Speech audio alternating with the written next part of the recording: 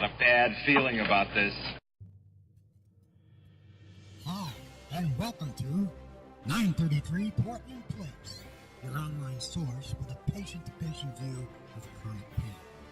Today's guest, Mr. Dennis Kinch, author, pain counselor, patient, and the man who walked 3,000 miles down Route 66 to demonstrate the power he has learned from all the patients and professionals he interviewed on the road for a solid year. This power can be found in the pages of his new book, Journey Through Pain, The Walk for Healing.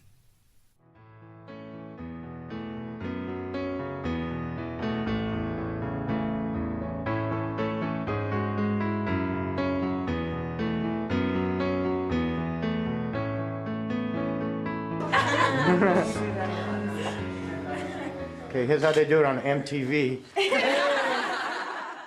Campaigns, which is what we're here for today. Dennis Kinch is our national spokesperson.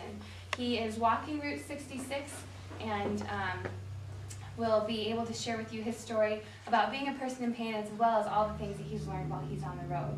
So that is my brief introduction. We are here for you, all of us, and I want you all to start thinking about questions and concerns you might want to ask Dennis or Dr. D or myself or even Connie and Ryan. We're here for you again, like I said, so think about the stuff you want us to talk about. So, Dr. D? How you doing? Good. I want to thank you all for being here.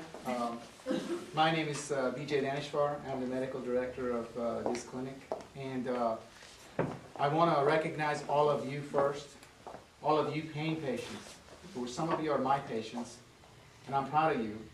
And I want to say that you are the stars. You are. We're here for you. And I'd like to recognize also Dennis, who took this great journey upon himself, and actually he tried to bless other people, get other people to recognize him, or the pain awareness, and it turns out that he's being blessed. He's being blessed. So I think he's the star. We, the healthcare providers, I'm talking about myself and my colleagues now, we're not really aware. We need to learn, and the public needs to learn. That's what this is all about. And what I would like to say is that we are here for you, okay? And we are here for you. We are here to serve you. And I know pain is a very bad master of mankind, and it enslaves people. It enslaves people where they are afraid of going out. They are limited. And as we talked with Dennis yesterday, he's a very powerful guy. He's learned a lot. He'll give you his testimony and story, and it's just very moving. I was moved. I've been doing pain for 20 years, and I was very much moved. He taught me things, and I'm very blessed and privileged to be a student of Dennis. And so I think we all need to listen to this man. And I think his purpose is to empower you. We all can be empowered, okay? By you getting better, getting more active, able, break through this enslavement from this poor master of mankind, then you can be able to not only have a more tangible, better life for yourselves, but you can teach others. So then he started the road, but he'll impart to you ideas and abilities to where you can empower other people, and together we can all be empowered and really do well. I would like to say one other thing. I don't want to take any more time. I want to thank the Lord God in heaven who gave us this opportunity to have you here, to have Dennis come by. And I'm a man of faith, and I'd like to ask him for his hand upon us as well as upon Dennis to finish this journey. Maybe? Oh, absolutely. One last thing I want to say is that we want to tell you that in America we have great care. We have great doctors. They're unrecognized. Many people doctor shop because they go to the different specialties that don't treat pain. Those people are not at fault. This is not what they do. Okay? Pain doctors are prevalent in this society, in this country. They can be seeked, They can be found. They're in every city. They're actually in villages now because there's a lot of us now. There's about 2,500 specialized pain physicians in the United States and others in overseas that people can seek and they can be treated. And as you can see by Dennis taking this journey, he's healed. Healing doesn't mean cure.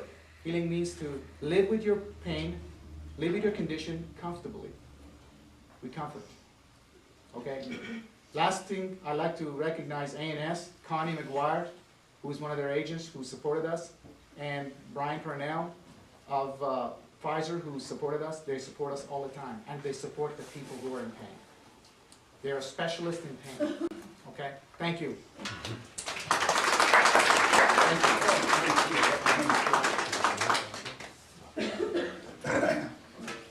Thank you. Thank you, Doug. How you doing?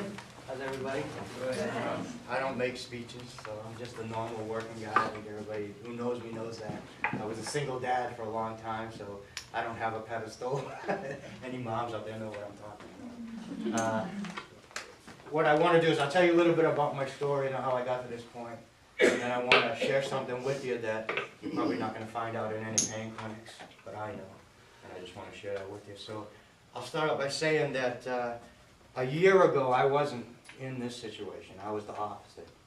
A year ago I was on the negative side of the pain cycle. And to me everything was negative, everything was bad. I was getting much worse in my condition. I was undiagnosed. I was falling for all the typical things that you can fall into on the negative side. Trying different meds, not taking meds right. There was so many things that were wrong. I learned how to do it the right way, and that came as an epiphany and changed my life, all right? So once I learned how to do it the right way, I went through rehab at Mass General in Boston, and I started to learn how to walk, to breathe, to do all the things the right way. And it made sense to me, and I decided that I was sick of walking in a circle in Boston doing rehab all the time. And I rehabbed every day, all the time.